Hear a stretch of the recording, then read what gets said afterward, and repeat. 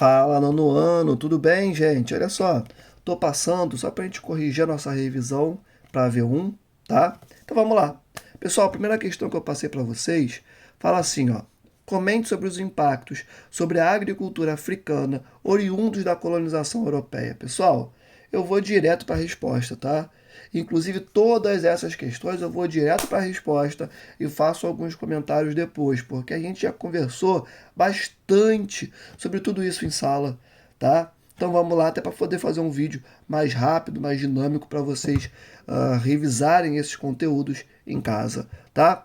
Escreve assim: a agricultura africana pré-colonização europeia era centrada na subsistência, vírgula, melhor, ponto, ao lado, a partir da chegada do europeu, vírgula, a agricultura, melhor, a agropecuária, é recondicionada para atender às necessidades do mercado externo. Ponto. Gente, aquela coisa, antes do europeu chegar, o africano produzia aqueles produtos que eram importantes para a sua alimentação. Inclusive, produtos diversos, tá? Diversos. Era uma agricultura policultora. A partir do momento que o europeu chega, ele olha para aquela agropecuária, para aquela atividade econômica e ele a reconfigura. Como assim? Aquilo que vocês utilizavam para a sua alimentação agora será útil para a minha atividade econômica. Ou seja, o que dá dinheiro na Europa? É cana-de-açúcar? É açúcar? Então vocês irão produzir açúcar, cana-de-açúcar. Ah, mas isso vai levar à fome. Não importa, o europeu não está preocupado com isso. Isso pouco importa para ele, tá? O que importa é a produção de açúcar para oferecer ao mercado externo os produtos dos quais ele necessita. Show de bola? 2. Que fatores condicionam o desenvolvimento de paisagens desérticas no continente africano? Escreve assim: correntes marítimas frias, somadas a baixas latitudes, condicionam estes tipos de paisagens. Ponto final. Pessoal, é uma propriedade da natureza que eu conversei com vocês em sala. Massa de ar frio, tem dificuldade de reter, de transportar umidade. Logo, você tem partes no continente africano e fica, presta atenção, hein? Fica uma recomendação. Busca no Google uma imagem sobre o deserto do Saara. Melhor dizendo, coloca assim no Google: continente africano, desertos. Vai em imagem. Você vai ver que existem dois desertos no continente africano. Claro que o do Saara é maior, né? Mas percebam como que nas proximidades desses desertos nós teremos correntes marítimas frias. Beleza? Inclusive, talvez fique melhor para você encontrar, colocar tudo isso que eu falei e ao lado correntes marítimas. E aí você vai conseguir perceber o que eu estou falando, tá?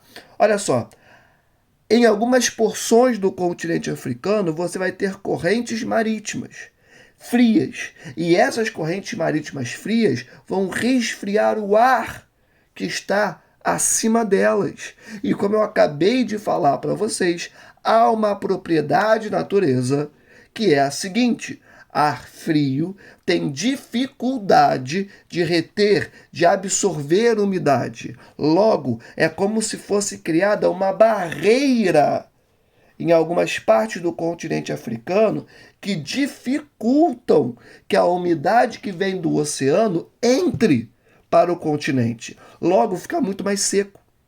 E como nós temos ali algumas localidades que têm latitudes mais baixas, ou seja, estão mais próximas da linha do Equador, você junta uma realidade de correntes marítimas frias com latitudes baixas, ou seja, maior incidência de radiação solar, temperaturas maiores, mais calor, cara, deserto. Tranquilão? De boa? Show de bola. 3. Como se dá a regionalização do continente africano. Como eu já destaquei em sala algumas vezes, a regionalização que eu vou falar agora é a mais comum, é a mais usual, é a mais tradicional. Existem outras, beleza? Mas a que a gente vai trabalhar agora é a seguinte: existe a África do Norte, digamos assim, a porção norte do continente africano, onde a gente encontra inclusive o Maghreb. Maghreb, presta atenção, são os países do norte do continente africano, que inclusive é a porção do continente chamada de África Árabe, né? Por quê? Porque essa parte do continente ela foi colonizada, ela foi ocupada por povos árabes, tá? De religião muçulmana, em grande parte, né? É bom destacar isso também, tá? E aí, historicamente, tem uma divisão bastante complicada, bastante racista, né? Quando a gente fala dessa parte do continente africano e da outra que eu já vou falar daqui a pouco. O norte da África, ele é conhecido como África Branca. Por quê? Porque essas populações possuem a tonalidade de pele mais clara, tá? Eles não são tidos como brancos. Branco é só quem está no Ocidente. Show de bola? Que é um grupo muito pequeno de países. Mas eles têm a pele mais clara. Por isso, o norte da África ele é conhecido como África Branca. De novo, é uma forma de lidar com essa divisão do continente profundamente racista. Beleza? Por motivos óbvios. Tá? A outra parte do continente africano, a outra região do continente africano, presta atenção nesse nome, é a África subsaariana. Olha só, subsaariana é o conjunto de países que está ao sul do deserto do Saara, tá? Inclusive, diga-se de passagem, o deserto do Saara, ele é a divisão física das duas porções do continente, beleza? É uma divisão natural, alguns colocam, tá? Do continente africano. É ele que vai dividir a porção norte da porção sul, subsaariana. Está abaixo do deserto do Saara, está ao sul do deserto do Saara, melhor dizendo, tá? Já a divisão cultural, alguns colocam que no norte essa divisão poderia ser colocada como a religião islâmica, enquanto que no sul, na porção subsaariana, você tem uma pluralidade de religiões e de aspectos culturais, tá bem? E tem algumas questões, alguns elementos que eu acho importantes de trazer para vocês, tá? A porção do norte da África, a África do Norte, a África Branca, enfim, ela também é chamada de África Islâmica, também é chamada de África Setentrional. Show de bola? Até coloquei isso no seu caderno, é legalzinho você ter isso em mente, tá? E um outro ponto, né, é que a África, a porção subsaariana, também é chamada por alguns por um outro nome.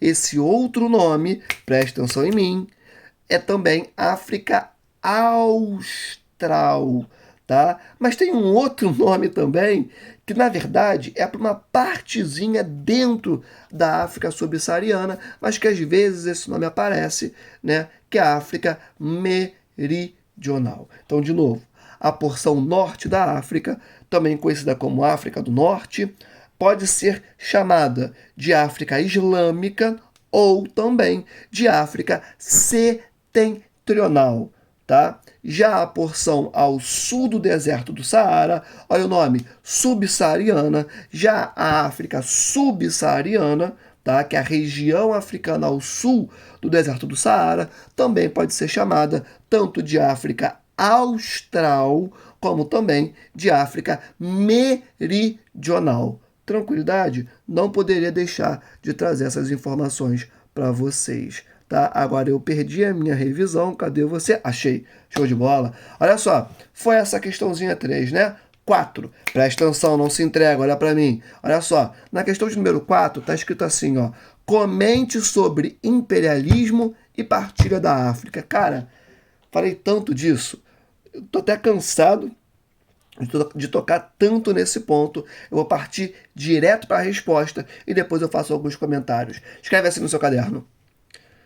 A partilha da África se deu a partir da Conferência de Berlim, no século XIX, pelos europeus, onde as suas possessões no continente foram divididas entre estas nações, de modo que é perceptível percebermos fronteiras muito retas ao olharmos para esses países.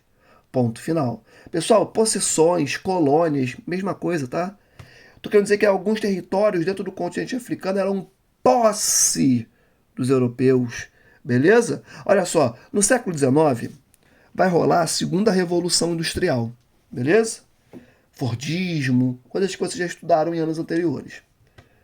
E aí o europeu, ele olha e ele entende que naquele momento histórico específico, ele precisaria produzir mais, pensando em indústria. Se ele precisa produzir mais, ele precisa de mais matéria-prima.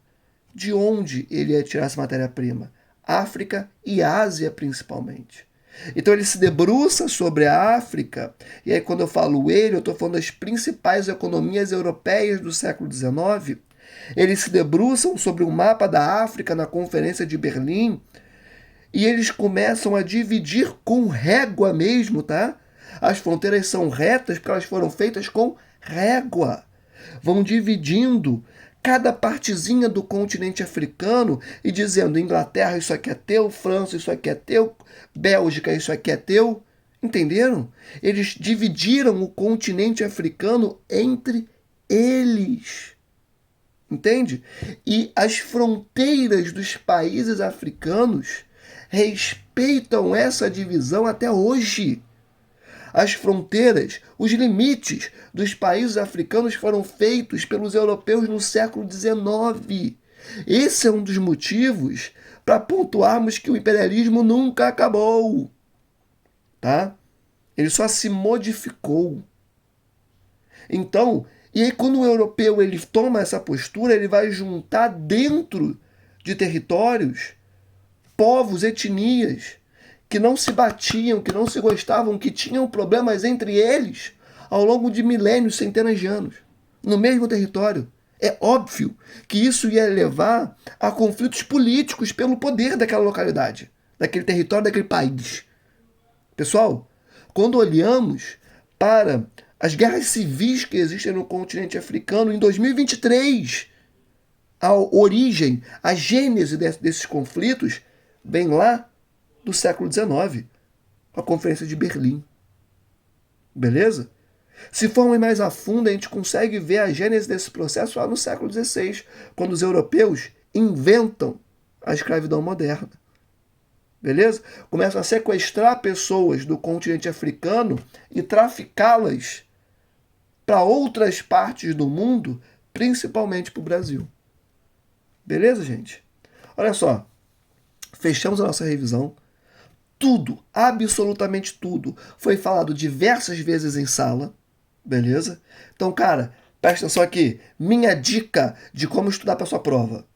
Pega essa revisão, assista essa videoaula quantas vezes forem necessárias, vejam o seu caderno, leiam o caderno de vocês. Eu pego o conteúdo que está no livro e eu espremo, resumo ao máximo que eu posso, adicionando algumas informações para tornar esse conteúdo ainda mais rico para vocês. Tá? Então leiam o caderno. Na sequência, minha recomendação é você ler também o livro e fazer os exercícios que eu destaquei para vocês no livro. tranquilidade. Pessoal, beijo no coração, fiquem com Deus, acreditem na capacidade de vocês. Eu acredito demais. Eu tenho certeza que seguindo esse passo a passo, prestando atenção nas nossas aulas, vendo essa videoaula, enfim, você vai conseguir tirar uma nota muito boa na sua prova, tá? Nós estamos juntos. Até a próxima aula. Eu fui. Tchau, tchau. Tamo junto.